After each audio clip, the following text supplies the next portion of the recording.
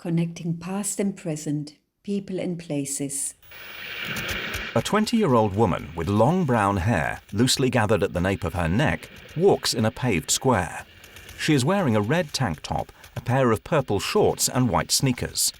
She sees a stone on the ground. She stops and, as if attracted by it, she slowly bends down to pick it up. She holds it in the palm of her hand and brings it close to her face, to her neck.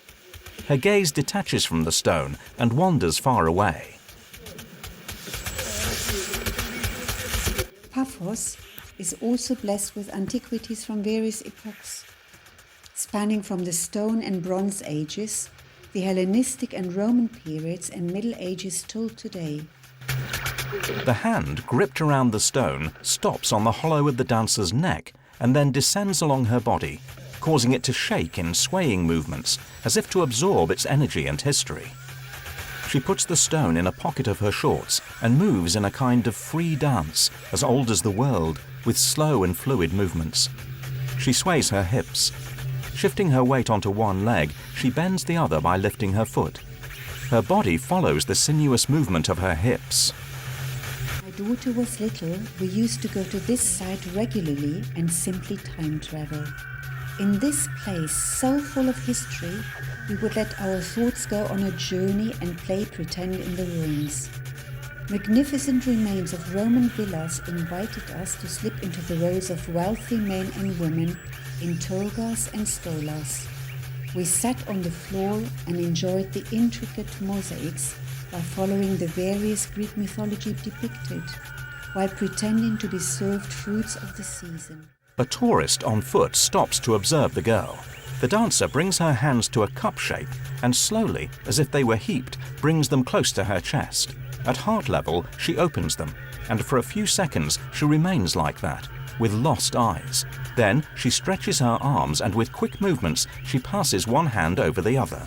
She bends over her legs, gets up and spins on herself, following the dynamics of her arms. Sometimes we would just pick up an old stone or a loose piece of mosaic, a tessera, hold it in our hands, tune in and listen to its story.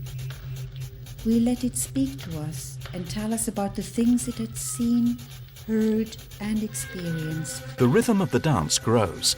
Then the girl stops, lowers her cupped hands and slowly brings them to her chest, opens them over her heart. She folds in on herself. Her bowed head rises. The gaze fixes a point in the distance. She lifts one leg behind her and stretches her neck, looking forward. Seated not far away, two boys observe her. Ora mia figlia è grande e vive a Roma con la sua famiglia. Mi sono trasferita qui per assumere il mio nuovo ruolo da nonna, devota al suo nipotino. Camminando tra le splendide architetture dei tempi passati, ora in questa città eterna, rimango incantata come ero a Cipro. Non vedo l'ora di condividere questa magia con mio nipote, mentre cresce. Il passato ed il presente si incontrano e ci portano verso il futuro. The dancer moves around the square, guided by the arms that open, bend and extend in a series of free movements. She slows down.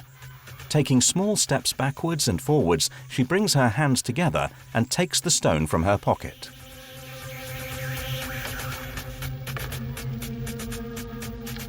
With a wave of her body, she brings her close to her chest.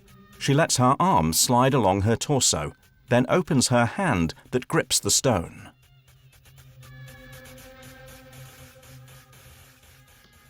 Audio description by Blindsight Project ODV. Descriptive text by Laura Giordani. Narrator Philip Rose.